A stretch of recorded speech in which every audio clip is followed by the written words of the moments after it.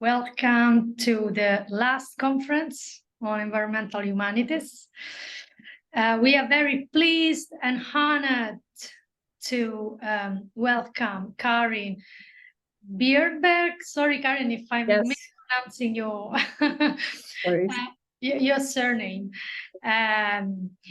Unfortunately, due to the adverse weather, Karin could not come here to give the talk. Indeed, I mean, her flight was cancelled. So thank you so much, Karin, for agreeing to give the talk online. Sure. So now I'm going to briefly introduce her. Karin is Professor of Environmental Philosophy in the Division of Philosophy, Royal Institute of Technology, Stockholm, where she teaches, conducts research, and supervises doctoral students. She currently serves as First Deputy Head of School of Architecture and the Built Environment. Furthermore, she serves as Scientific Secretary at the Swedish Ethical Review Board. Her main research interests are in the fields of environmental ethics, public policy analysis, decision theory, and environmental law. So, Karin, the stage is yours. Thank you very much, Laura. And I should say this again, I'm very sorry I couldn't come to Verona. I had booked a flight ticket through Munich, and Munich airport has been closed down for a couple of days now. So unfortunately, my flight was cancelled. But I'm very happy I could come and do this presentation online. So hopefully it will be sufficiently good for you. I'm just going to share my screen. Let's see if I can do that.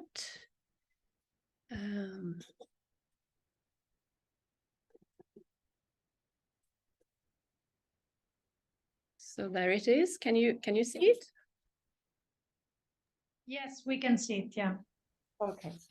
Very good. So so Laura, I will go on for about an hour or 45 minutes or so. Is that according to your format? Yeah, 45 minutes is perfect. Okay, I'll try to keep that. So the research that I will present today was carried out in a project called Mind the Gap, which was a 3-year project funded by the Swedish Research Council Formas a few years ago. And in this project, we investigated delay mechanisms in environmental policy, and in particular, how spreading doubt about environmental and climate science can be used by certain groups to slow down the environmental policy process. And as part of this project, we investigated the role of religiously based climate science and policy opposition, focusing specifically on evangelical faith. And this research resulted in 2 articles. The first article was co-written with Helena Röcklinsberg and Per Sandin, 2 colleagues of mine, 2 philosophers working at the Swedish University of Agricultural Sciences. It was published in Environmental Values in 2020, and it investigated the sort of arguments put forward by these actors against climate action. And the second article was co-written with my colleague Mikael Karlsson, who's an environmental scientist at Uppsala University, and it was published in the journal Religions in 2022.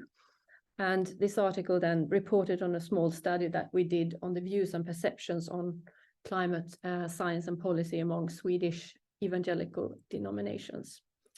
So the plan for today is basically to give a presentation of the research we did in these 2 articles. I should say now that it was done or conducted a few years back, but I nevertheless thought it might be interesting to discuss the results together with you today.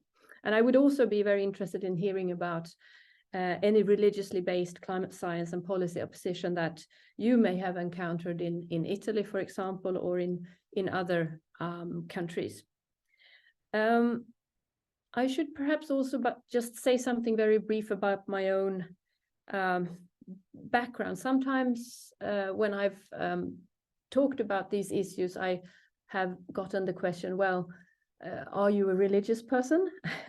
And I should perhaps say that I am not an active religious. I mean, I don't practice any religion, and I don't have a religious faith, but I'm interested in these issues from a philosophical perspective, and in particular on the arguments used in this debate and how to make sense of them, and the kind of worldviews that these organizations have.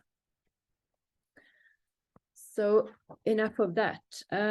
Just to give you a very brief background, as I'm sure you already know, there is broad scientific consensus about human-induced climate change. Around 97% of climate scientists agree that global warming is occurring, that there is a clear human influence on the climate, and it's extremely likely that human activities such as burning fossil fuels and changes in land use, etc., are the main cause of the ongoing global warming. There is also consensus that changes in climate will have profound impacts on humans and the environment, and these impacts will then be predominantly negative, and they will hit those who are most vulnerable the hardest. We also know that we can fortunately, mitigate the impacts by reducing our emissions. However, we also know that the longer we wait, the more expensive it will become or be to do so. So, considering the profound negative impacts of climate change, and particularly then for people, poor people living in the global south, it comes as no surprise that many people of faith are among the most dedicated defenders of greenhouse gas emissions reductions. And Pope Francis, we're in Italy now, or at least some of you are in Italy. Pope Francis is one such defender. A couple of years ago, he issued an encyclical, which is, as far as I understand it, a sort of circulating letter to the Roman Catholic churches, in which he expressed concern over global warming and called on all people to take action. So in this encyclical, he then writes that climate change is a global problem with grave implications, environmental, social, economic, political, and for the distribution of goods. And he also says that it represents one of the principal challenges facing humanity in our day. And the Catholic Church's views on climate change were also confirmed in an apostolic exhortation that was issued earlier this year.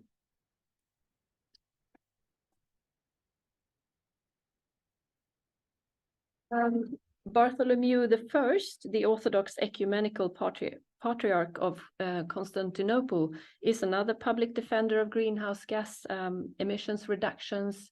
He also writes that climate change constitutes a matter of social and economic justice. It's a profoundly moral and spiritual problem, and his engagement in these issues has gained him, well, he's now called the Green Patriarch because of his engagement in the issue of climate change and environmental protection.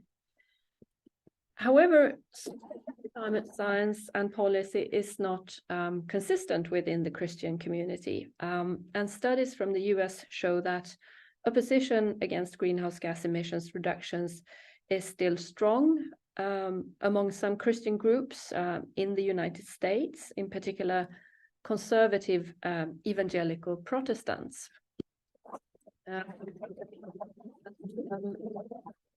So a report by the Pew Research Center, which is a non-partisan, non-advocacy fact tank that conducts public opinion polling into politics and policy, religion, demographic and economic trends, etc. in the US, published a report in 2009, which showed that when asked about whether there is solid evidence that the Earth is warming, white American evangelicals to a larger degree than other religious groups answered in the negative.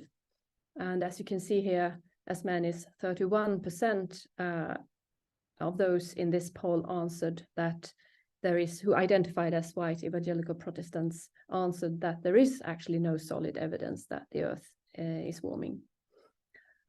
And in a similar fashion, white evangelical Protestants in the US are among the least concerned about climate change. So only 18% of those asked stated that they were very concerned, as many as 30% stated that they were very unconcerned in this study. And this one was conducted in 2014. So now these polls were conducted some years ago, but more recent studies into how religion intersects with Americans' views on the environment that have been published by the Pew Research Center essentially confirms the results of the previous studies, with the possible exception that fewer people today deny that the earth is actually warming. So there has been a bit of a change in that. Now, one of the most influential groups opposing greenhouse gas emissions reductions is the Cornwall Alliance, which is led by the evangelical scholar E. Calvin Basner.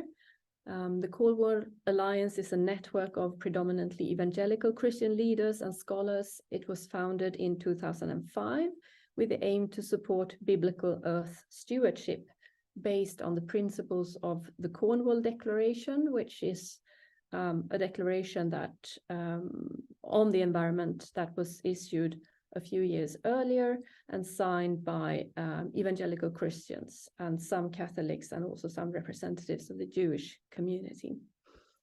Now, this declaration asserts that climate risks are exaggerated and that policies aiming to curb greenhouse gas emissions reductions are expensive, unnecessary, and therefore should be avoided.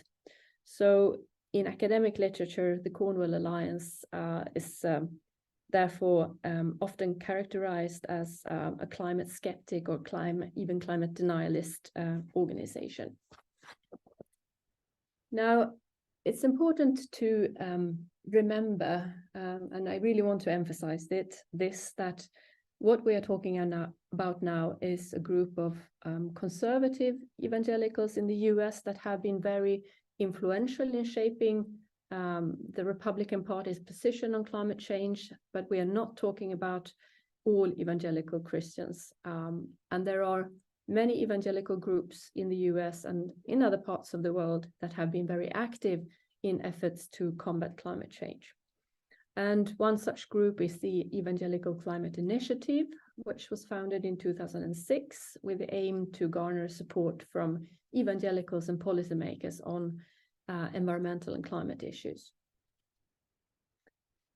There's also the Lausanne movement, which is a global evangelical movement that has issued a number of policy documents, among them the Cape Town Commitment, issued in 2010, that outlines a set of biblical convictions and principles that ought to guide humanity's relationship with the environment or God's creation, as they express it, among other things.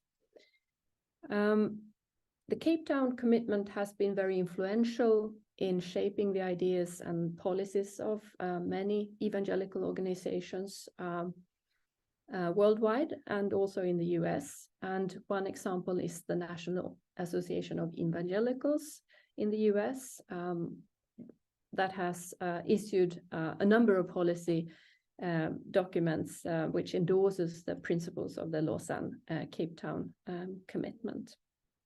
So there have been these important initiatives for greenhouse gas emissions reductions also among evangelical movements and organizations. And I think it's important to emphasize that as well.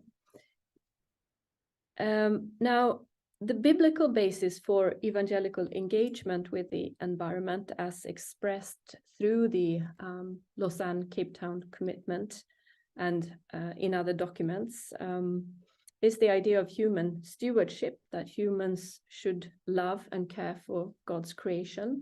So loving God means loving and caring what God himself loves, which is the creation. And there is also the idea that God gave humans a special place in the creation. So humans therefore have special responsibilities in relation to the creation. And these responsibilities are then captured through this notion of human stewardship, or creation care is another expression often used in these documents. So if we take a look at the Lausanne-Cape Town Commitment, it says that all humans are to be stewards of the rich abundance of God's creation. We are authorized to exercise godly dominion in using it for the sake of human welfare and needs. And as we do so, we are also commanded to take care for the earth and all its creatures, because the earth belongs to God, not to us. We do this for the sake of the Lord Jesus Christ, who is the creator, owner, sustainer, redeemer, and heir of all creation. So that's a sort of background. And so coming from a more secular background, perhaps, where climate science appeared to be settled and the ethical implications of climate change evidently requiring that action be taken, we were intrigued by this apparent divide that seemed to exist within the evangelical community, at least in the US, with some groups supporting action on climate change and others fiercely arguing against it, and both do it on biblical grounds. So we were interested in finding out more about these ways of arguing. Why do these conservative evangelical groups oppose greenhouse gas emissions reductions when so many other faith groups and even other evangelicals evidently think that climate change is one of the main challenges humanity faces today? So this was basically the question that we asked ourselves in the first paper. And that paper is basically an attempt to identify and understand the arguments put forward by these climate science and policy groups, opposing groups. Now I can hear that my email is sort of giving out a sound. So can you still hear me if I do this? Can you hear me now, Laura? Yes, we can hear you. So let's see. Yes, good. Okay.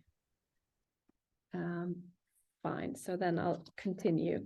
So how did we go about with this study? Well, we started reading up on the policy documents issued by the Cornwall Alliance and similar actors. And we also read up on some books or Bible commentaries commenting on the standpoints that are put forward by these organizations. Then we did a systematic search for academic, peer-reviewed scientific literature, articles and books on evangelical Christianity and climate science, denied using words such as evangelical and climate change, climate denial, climate skepticism, and so on. And we also read some newspaper articles on climate change that were published in evangelical periodicals, so World, Christianity Today, Evangelical Times, and so on. But I should say that was not done in any systematic fashion. And also we were only able to read documents in English, obviously, or Swedish, because none of us were able to read any other language, unfortunately. And so through this exercise, we were able to identify 6 arguments that are used by these climate change action opposing groups: the anti-paganism, the enrichment, omnipotence, lack of moral relevance, cost benefit, and end times arguments. So I think I'm just gonna go through them one by one. So the anti-paganism argument basically says that putting the environment at the center of one's attention, so for example, by supporting greenhouse gas emissions reductions, is wrong, since it serves the creature rather than the creator, and thus constitutes an impermissible form of pantheism or animism. Now, this argument builds on two assumptions that are commonly shared among evangelicals and also among other Christians. So the first is that there is a metaphysical dichotomy between God, the supernatural, and the natural worldly order or God's creation. So God is one thing, but his creation is something else. And secondly, it's right to worship God, the creator, but it's wrong to worship the environment or his creation. It is okay to take care of the environment or creation, to be a steward, but only to a certain extent. One should not put the environment at the center of one's attention or let environmental considerations occupy a too prominent standing among one's set of values or goals, because if we do that, it amounts to worshipping the environment, which is then something different to caring for it. So upholding this creator-creature distinction is of utmost importance. And it's not difficult to find quotes from the Cornwall Alliance confirming this view. So I didn't include any one of those here. I can see that now. But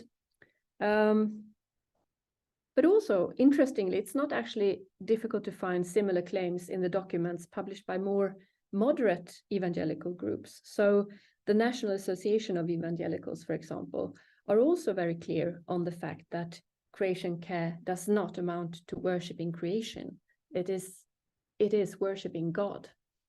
So in a policy document issued last year, the association writes that loving God means obeying. This includes caring about what happens to God's creation because God cares about it and because God gave us the job of caring for it. We worship God by caring for creation, but we don't worship creation. So there it comes.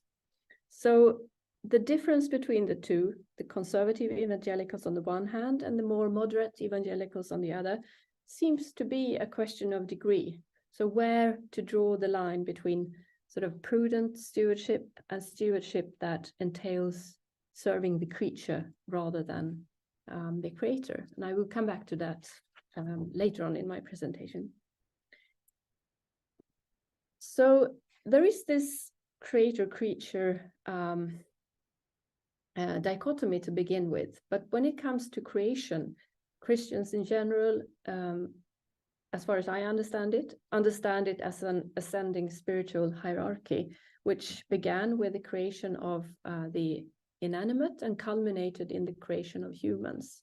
So humans only are the bearer of God's image, and as such, humans are a little closer to God than the rest of the creation. And this has two important implications. First, humans are more valuable than the rest of the creation.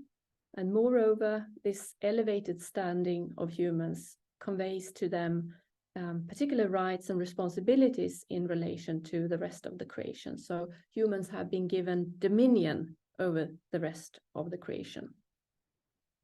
And as I mentioned earlier, many Christians interpret this passage in the Bible as justifying various environmental policies, that humans are the stewards of creation, therefore have a responsibility to care for it or protect it. But for the Cornwall Alliance and more similar, more conservative evangelical groups, human stewardship takes on a rather different meaning. It's not primarily about preserving or protecting the environment from encroachment, but instead involves a responsibility to transform the natural world, to enrich it. So this enrichment idea is very central. And if you read the Cornwall Declaration, it says, among other things, that our position views human stewardship that unlocks the potential in creation for all the Earth's inhabitants as good. Humanity alone of all the created order is capable of developing other resources and can thus enrich creation so that it can properly be said that the human person is the most valuable resource on Earth.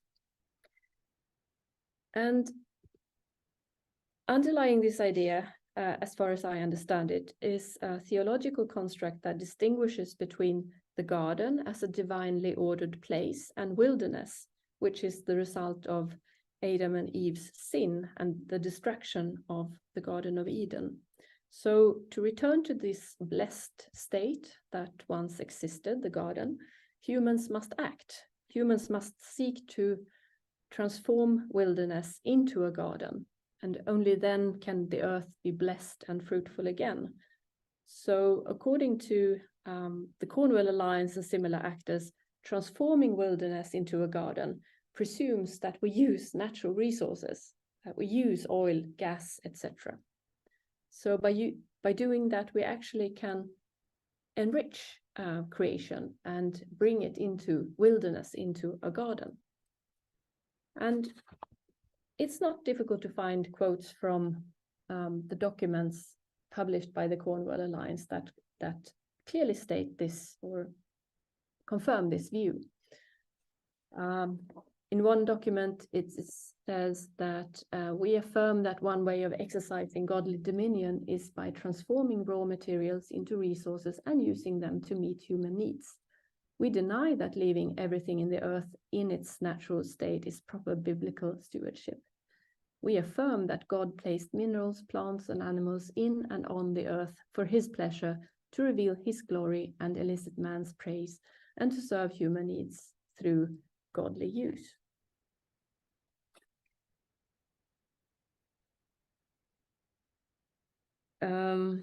So again, the difference between the conservative evangelical groups and the more moderate groups appear to be a matter of degree. Few evangelicals would dispute the idea that humans have a special role to play in the creation. However, they differ widely on what it entails to be a steward of creation and how much of the natural world humans can explore in order to further human welfare. So it's rather a question of what to emphasize, that God has given humanity and humans a duty to protect and care for the environment or the creation, or that God has given humans a right to use the earth for humanity's benefit. And I will return to that argument as well in a bit. The third argument, the omnipotence argument, basically says that, well, actually there is no need for greenhouse gas emissions reductions, since the earth, which is then God's divine creation, is capable of withstanding environmental pressures, including global warming. So consequently, there is no reason to worry much about climate change or environmental degradation. In one of the policy documents issued by the Cornwall Alliance, it says that we deny that an infinitely wise designer, infinitely powerful creator, and perfectly faithful sustainer of the earth would have made it susceptible to catastrophic degradation from proportionally small causes. And consequently, we deny that wise environmental stewardship readily embraces claims of catastrophe stemming from such causes. Again, very few evangelicals would dispute the idea of God's sovereignty. However, they differ wildly on the implications of that belief or assumption for human action. So the National Association of Evangelicals, for example, are very clear about the fact that even if God is sovereign, but that does not take away the responsibility that humans have for the creation.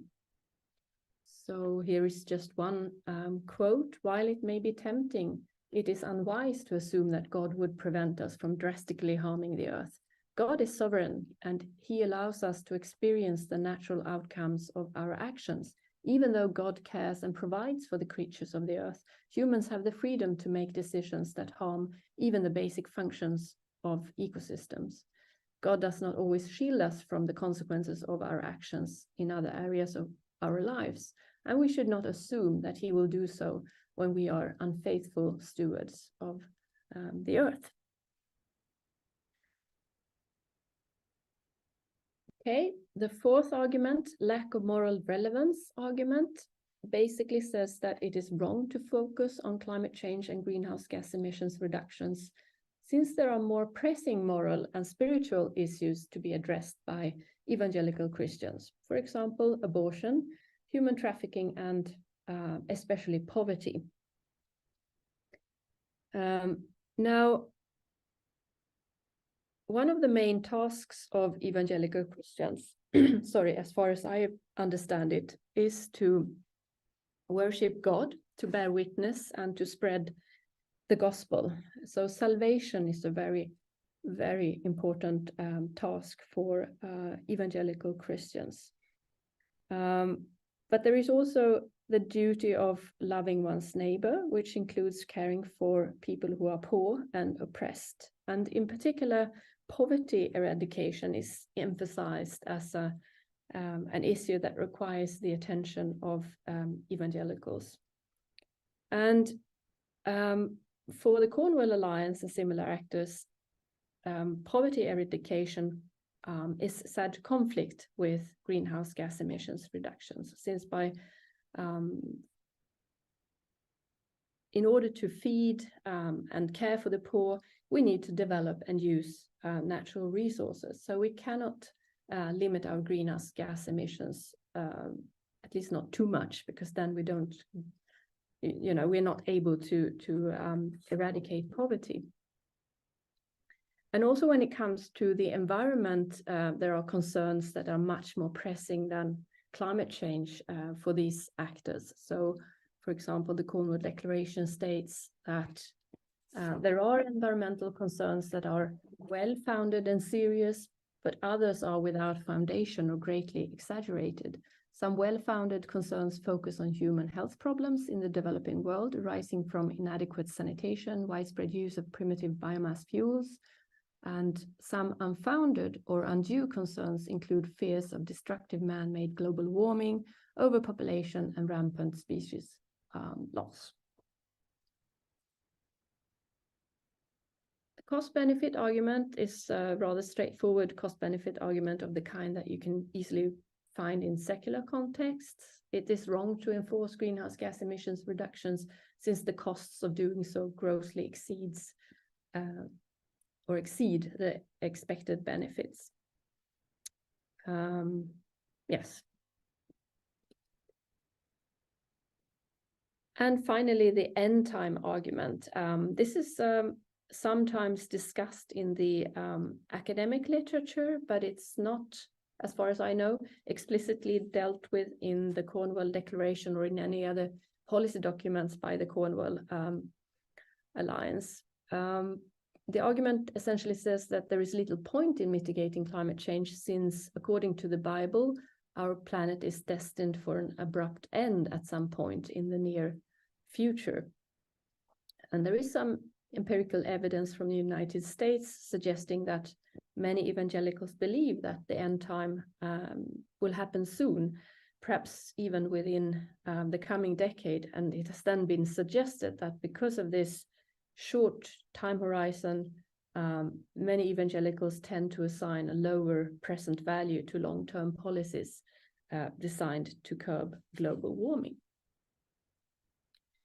So this is how the arguments against climate science and policy are framed by these groups. Now, the Cornwall Alliance is an organization, of course, that is mainly operating in the United States. And actually, most of the studies on evangelical climate opposition come from the United States. And therefore, it's interesting to ask oneself, well, what about the rest of the world?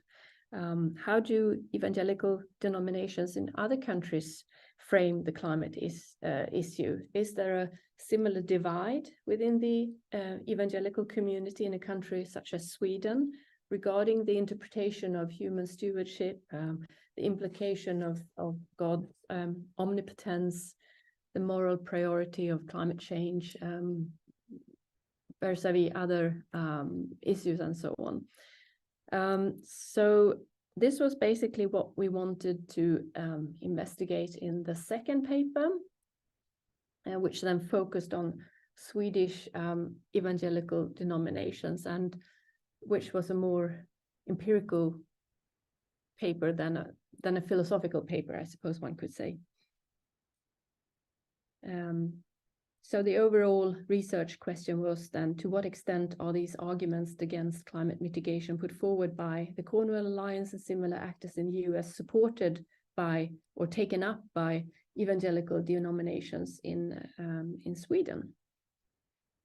So we decided to approach Christian denominations in Sweden that could be considered to be evangelical. Now, it's not a straightforward task to decide actually which denominations should be included in this category, but we decided to adopt and to approach and include denominations that were affiliated with the Swedish Evangelical Association, or that satisfied David Bebbington's criteria of or definition of evangelicalism, which contains 4 aspects, and this definition has been quite influential. It's also adopted by the National Association of Evangelicals in the US. So we thought that it might be a useful way of capturing what denominations could be characterized as evangelical. So the 4 aspects are biblicism, so a high regard for and obedience to Bible. Some people would perhaps say a more literal reading of the Bible. Conversionism, the belief that one's life needs to be transformed through a born-again experience and a lifelong process of following Jesus. Crucicentrism, stress on the sacrifice of Jesus Christ on the cross as making possible the redemption of humanity. And activism, which is the expression of the gospel in missionary and social reform efforts. So by using these 2 criteria, we were then able to identify 7 denominations in Sweden that we believed could be characterized as evangelical. The Evangelical Free Church, Pentecostal Alliance, Salvation Army, Word of Faith Movement or Word of Life, Livets Ord in Swedish, Swedish Alliance Mission, and Seventh-day Adventist Church and Ecumenia. Now, 4 of them answered that they were willing to participate in the study, and also agreed that they considered themselves to be evangelical denominations when we asked them. The Salvation Army got back to us and said that they didn't want to participate in the study because they didn't have a sort of environmental or climate policy or program. So they didn't think that they would be able to contribute much to the study. The Word of Faith movement got back and said that they didn't want to participate. And Ecumenia, we were actually not able to get hold of. We contacted them repeatedly, but there was no positive answer. So 4 evangelical denominations took part in this study. So it's a small study, and that's important to keep in mind. We started by doing a desk-based review of policy documents issued by these denominations, and there were only a very few such policy documents. We checked the websites of the denominations, and they didn't contain that much information actually. So we decided to supplement our data with semi-structured interviews with representatives of the 4 denominations.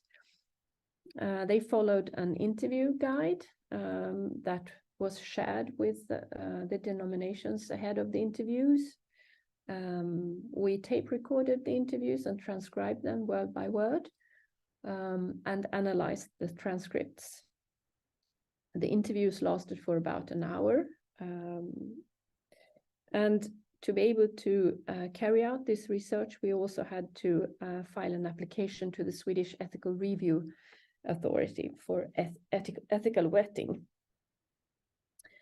So just going to say something quite brief about the results of this study. Regarding the views on climate science and policy by these four denominations, they had quite similar views, or very similar views concerning climate science and the need for climate policy, and they basically confirmed the conclusions of the IPCC. When we brought up the issue of climate denialism, they acknowledged that some older members predominantly in their respective denominations could be more skeptic than the younger members.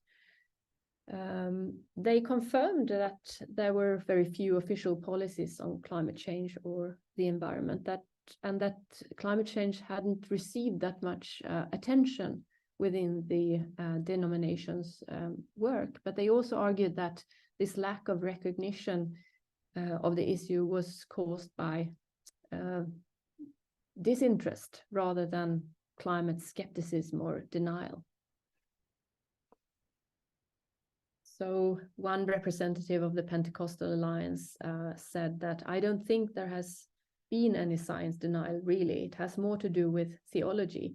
From a theological point of view, other issues, spiritual issues, have been prioritized."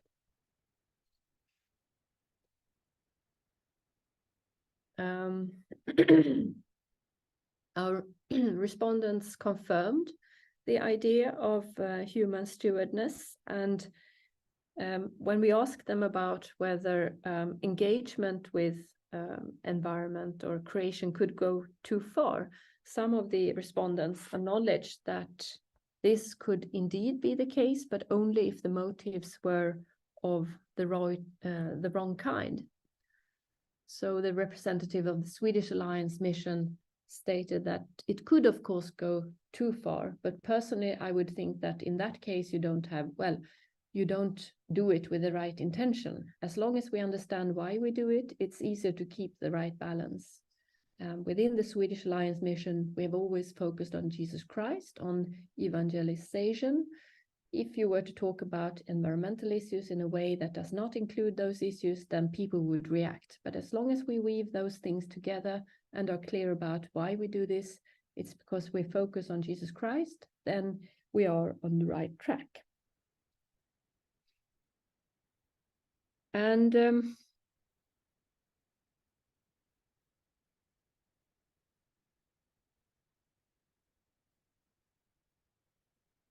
I think this comes close to what the National Association of Evangelicals say that caring for creation is a way of worshiping God.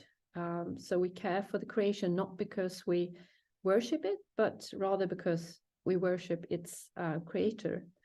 So in that way, God or Jesus must not be put out of the equation. When we asked about the role of humans in the creation, our respondents argued that, and all of them did, that humans are part of the creation, but they are also situated above the creation. And one representative said that humans are God's co-creators. So creation is a continuous process in which humans can take part as God's co-creators. So God and humans are creating together in a way.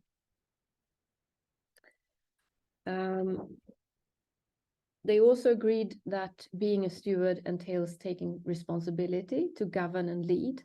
However, there is a difference between making use of and overusing the environment. And overusing the environment then means that you fail to exercise constraint, which is not allowed according to their biblical interpretation. We also asked them about the enrichment argument, and if they had come across it, because nobody mentioned it spontaneously. So we then sort of asked them, well, what about this argument? Have you sort of come across it in your denominations? And they then said that it was not frequently used within their denominations, and for some it was rather linked to prosperity theology, which they argued was not very widespread within their denominations. When asked about God's omnipotence, the respondents argued that for sure, God has the power to intervene in the world and put things right, but this does not give us a reason to doubt climate science or refrain from taking climate change seriously. So there's still this responsibility that we have to take climate change seriously. And not taking the role as stewards of the creation seriously means that one does not live according to God's will. So that was not an alternative for the representatives that were interviewed as part of this study.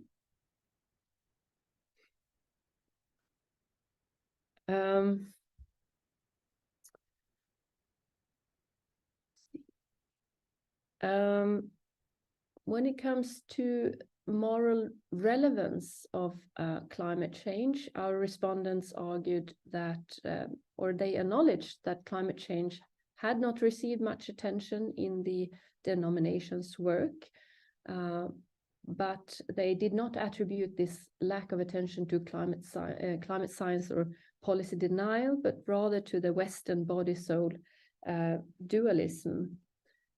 So the representative of the Swedish Alliance Mission said that the church has always been fighting these ancient Greek Gnostic ideas that the material world and the body are evil, and all that matters on a grand scale is salvation. So it doesn't really matter how we live our lives or what we do to this planet. Those ideas linger on, actually. We still need to fight them, showing people that how we live and how we care for this world matter too, because it's God's creation.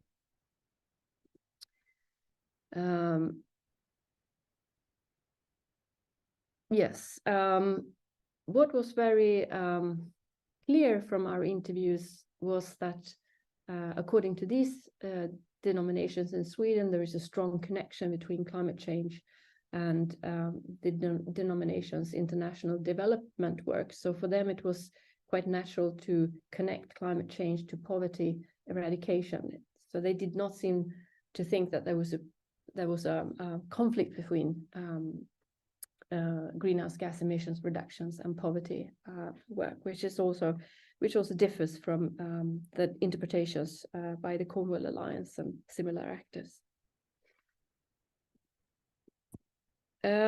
When asked about the end times and how beliefs in the end times might affect the denomination's members' views on climate change and the need for climate action, the denominations again were pretty homogeneous in their answers.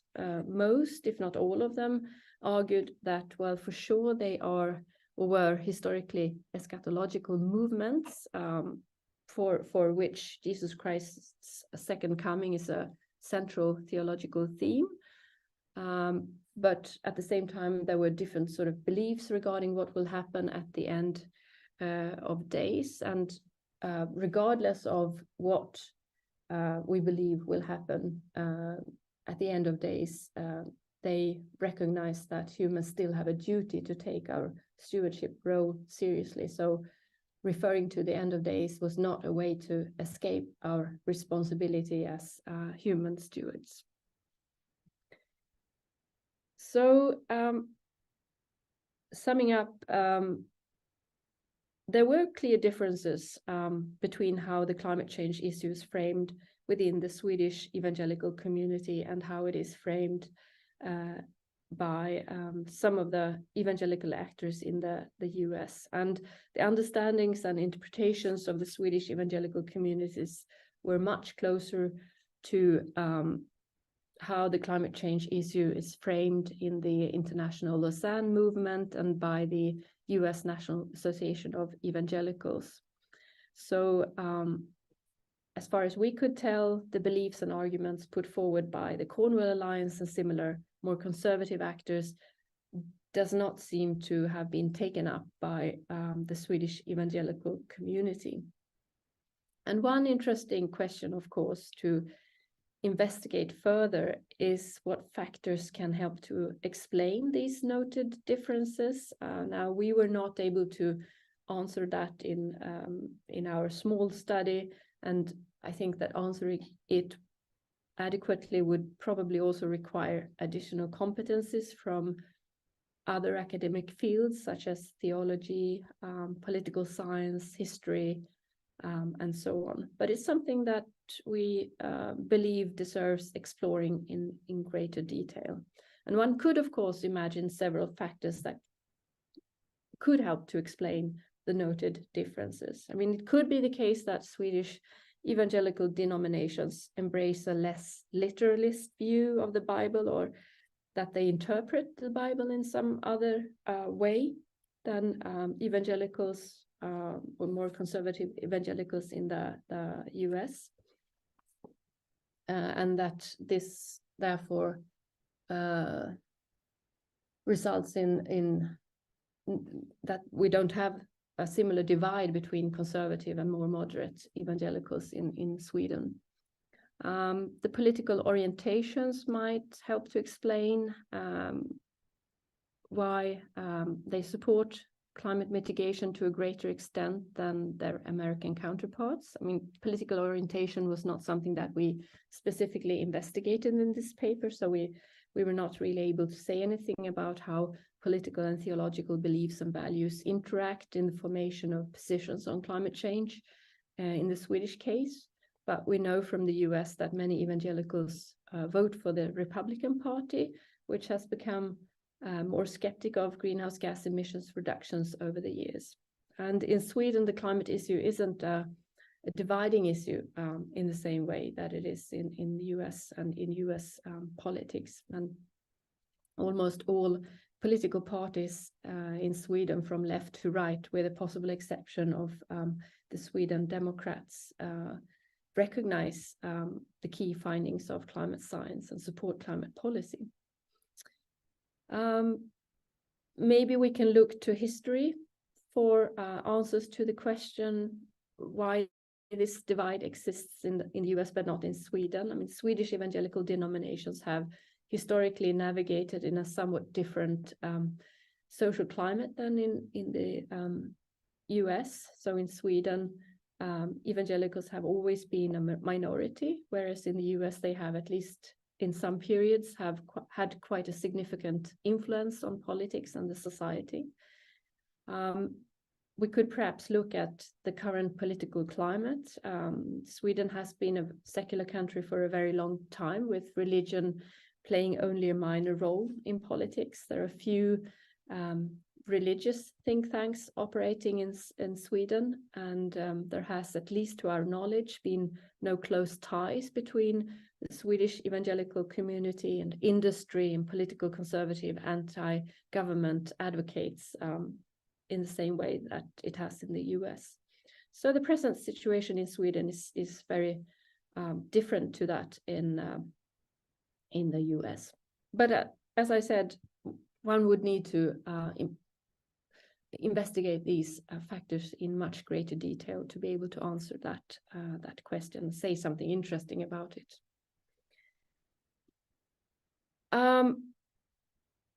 This was a very small study, and one can, of course, question how valid and reliable our findings are. I mean, one can ask oneself if we are measuring the right thing. I mean, we wanted to say something about the beliefs and attitudes to climate change that exist within the evangelical community in Sweden, and we did that by interviewing representatives of the largest evangelical denominations. But perhaps there are other ways, better ways of measuring this than through interviews. I mean, one could perhaps have conducted a survey of the views and perceptions of individual church members. That would have been quite interesting. We didn't have enough money to conduct such a survey, but I personally would find it quite interesting. Or one could have studied preaching manuscripts, perhaps, if they are available, to find out what is actually preached in these churches. Or one could perhaps have studied opinion pieces, or, I don't know, public debates, follow public debates into these issues. One can also question how accurate our results are. I mean, we only had 4 out of 7 denominations participating in our study, and at least one of the denominations that did not take part, Ecumenia Church, is a quite large church, an influential church in Sweden. So it's a shame that they didn't participate in the study. So I definitely think that there is room for further studies that could sort of deepen our understanding of the Swedish evangelical community's stance on climate change. So I think I'll stop. I've been talking for about an hour, so maybe a little longer than. Okay, great. So Karin, thank you so much for your talk. I mean, it was really interesting. I mean, I learned a lot, because I mean, I didn't know this situation about the evangelical Christians in Sweden and in the US. So it was really, really enriching. Thank you so much. Thank you.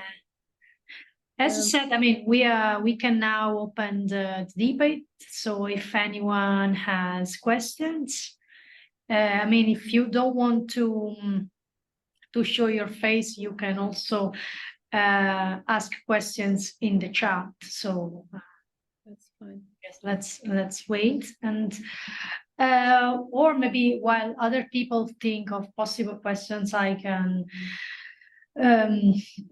I have several questions, but I was very interested about your last point. I mean, how do we explain the difference between evangelical Christians and in Sweden and in the US? And you rightly said we need further studies and also expertise in several fields like theology and so on. But now my question is addressed to you as a Swedish person. So, of course, as a Swedish person, you know the Swedish culture better than I do, okay? So my question is, as a Swedish person, how do you explain the characteristics of evangelicals in Sweden compared to the characteristics of evangelical in the US? I mean, is there something which is typical Swedish taken up by the evangelical Christians in Sweden as well? Yeah, so yes, that's an interesting question. I probably cannot answer it. I think I'm not a specialist in any way in you know, I'm not a religious scholar or anything. I haven't really researched evangelicalism from a more, I mean, I've only researched the argument really and tried to understand the worldviews from my philosophical point of view. But I think you need to have more solid understanding of the history of the evangelical community in Sweden to be able to answer that question. But I mean, just, I think spontaneously, I don't think there is so much difference in theology. I mean, my understanding is that the Swedish evangelical community is very close to the Lausanne movements and its sort of policies on climate change and the environment. And that also, this also applies to, for example, many denominations in the US. So there is a similar theological basis for caring for the earth, so to say. But there are other factors that, you know, the evangelicals in Sweden are operating in a completely different political landscape than evangelicals in the US. And I think that is the main, it has more to do with politics than any theological differences. But I would need someone who's more into a theologist to be able to answer whether there are any sort of more theology-related differences between Swedish evangelicals and American evangelicals. I'm assuming that there are not so great differences, but yeah, I will leave it to them. Okay, thank you. I was also thinking, about theology, because before you showed how evangelical evangelical people from Sweden, they say we should take responsibility for the earth. While, for example, the Cornwall Alliance says, no, the earth is a perfect creation, so it won't be harmed because of that. So, and then I was thinking, perhaps if we had to philosophically individuate a principle to distinguish the two main movements, I was thinking perhaps the reason is that evangelicals in the US, they don't place much value on human freedom, while evangelicals in Sweden do place value on human freedom. And so based on that, they use the responsibility argument. So my question is, could it be that basically the main issue has to do with human freedom and how it is conceived by the two different parties? It's an interesting reflection there. I mean, as far as I know,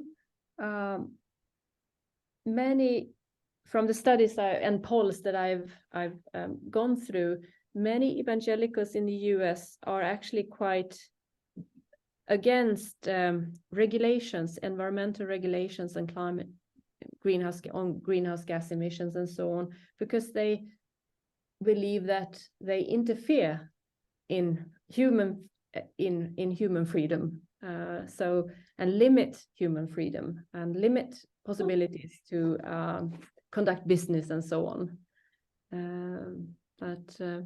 Yes.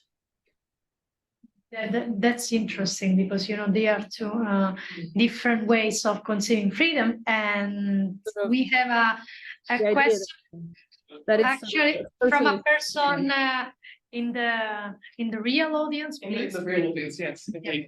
No, I mean I wanted to actually draw on that, if I may. Sorry, you can't see me yet. So thank you very much for a really interesting paper. I really enjoyed that. I have nothing to do with studying climate change skepticism. I work mostly on German literature of the 18th and 19th centuries, but I thought there were a lot of resonances here with the sort of theodicy arguments that go on in the 18th century, and also to do with catastrophe. So that was sort of the question I was thinking of, but I think that links up nicely with what Laura was saying. There seems to be this problem that I think it's to do with like the interaction between the enrichment argument and the omnipotence argument that you have, because you place them beside each other. I thought that was really interesting. So on the one hand, we can do what we want and don't want to interfere with business. So that's a sort of pro-capitalist argument. But at the same time, there seems to be this belief in human fallibility as well, which strikes me, at least knowing sort of devotional forms of Lutheranism in the German context, that strikes me as a form of sort of anthropological pessimism that's got a sort of, it has a long tradition. So these ideas seem to stand in tension with one another, and I think that was what was really fascinating about the arguments that you presented. So my question is, I suppose, drawing on what Laura was saying, but specifically, well, what do they think of catastrophe? How do they conceive of catastrophe then? If it does happen, how do you justify it? Yes, that's a very good question, and I think it relates to what you mentioned about the theodicy problem as well. I mean, if God is omnipotent, why does he allow for catastrophes to happen if he can avoid them? And we talked a little bit about it, and they were very clear, especially the representatives of the Pentecostal Alliance, that God is in control. He could, if he wanted to. He could sort of fix climate change. Of course he can. He can do anything. But at the same time, I mean, that seems to, yeah, so why not just trust that he will fix it? Because that was something they did not want to agree to. But unfortunately, we didn't really dig into that problem. It would have been interesting to do so, and sort of, yeah, see more specifically what the argument is there. But I think definitely there is a tension there. It's an obvious tension. Yeah. I suppose it depends what they think of. Do they have I don't know, a sort of if they have a non-interventionist idea of God, and if they go with, I mean, you had the sort of idea of co-creation going on with this sort of from the Swedish context, but if that works with the US context as well, that would also make a lot of sense. But no, it seems to be a sort of interesting way of supporting a certain potential fatalism. Yeah. There's nothing really we sort of want to have human agency, but we also sort of don't. There seems to be this problem with responsibility attached to that. Anyway, yes. I want you to elaborate. They were very clear that humans have this responsibility and they should take this responsibility. So we cannot just rely on God fixing this, or you know, even if we don't know when Jesus' second coming is. He might come tomorrow, but we still have a responsibility to do something about climate change. And yeah, I think there is a tension there. It's interesting. Based on your studies, do you think that religion can be more an obstacle to environmental behavior, or a supporter? I think it can definitely be a supporter. I mean, and I know that actually the very early evangelical environmental movement arose in the early 1970s as a response to White's paper, that they wanted to show that, because the argument there is that Christianity has actually contributed to our environmental crisis, I think, something like that. Because of this dominion injunction and so on, and the early evangelical movement, environmental movement, then was sort of based on an understanding that this is not the case. We can also we are responsible for the environment, and we can take this responsibility. And I think that a lot of good can be done actually by Christian organizations in this respect. And I was quite happy when I had conducted this study, which is a small study, of course, but when I had met with all these very engaged people within these denominations, working for climate change and so on a biblical basis. I mean, based on the writings of the Bible. But then, of course, I mean, you have this passage in Genesis saying that humans have dominion. So humans are, I mean, humans are above the rest of creation, and then presumably satisfying human needs is more important than satisfying the needs of individual non-human animals, for example, and so on. Yeah. Okay, so thank you so much, Karin, for your answers. So if there are no additional questions, I think we can finish. And just waiting some seconds, if anyone, you can just raise your hands or write in the chat. But I think we have touched on a lot of topics. So can I just briefly ask you, Laura, if is this anything that you have encountered in Italy?